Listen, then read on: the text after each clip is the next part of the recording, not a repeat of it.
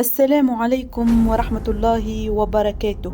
أثارت الحلقة الأخيرة من برنامج صفي قلبك جدلا كبيرا بين التونسيين، والتي شهدت حضور أحد الشبان الذين زلت بهم أقدامهم، وحاول بعد سنوات من السجن إعادة بناء حياة جديدة رفقة زوجته وابنته الرضيعة، إلا أنهم جميعا وجدوا أنفسهم في الشارع بلا عائل ولا مأوى.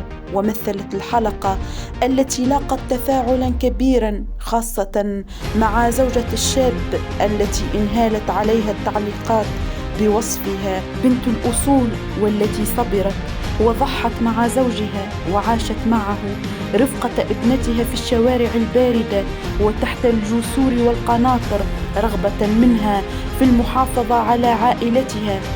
ردود أفعال كبرى وصلت المقدم وفريق الإعداد، وكثير من المساعدات التي وصلت البرنامج أو عبر أصحابها عن رغبتهم في مد يد العون لهذه العائلة، فضلا عن عروض الشغل التي تلقتها قناة الحوار من أجل تمكين الشاب من العمل.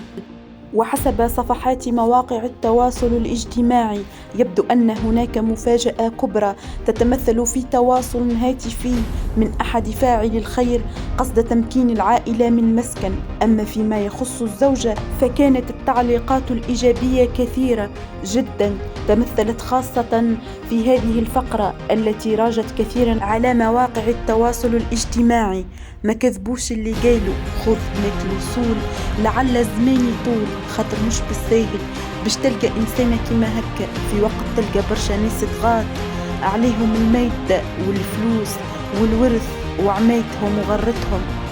صعيب برشا باش تلقى إنسانة تعيش معاك تحت قنطرة الأكثر من عام وتبات معاك في السرد والبرد وتتحمل كل شيء على خاطر إنسان تحبه، ولقيت كل شيء بالرغم إني ما عنده حتى شيء.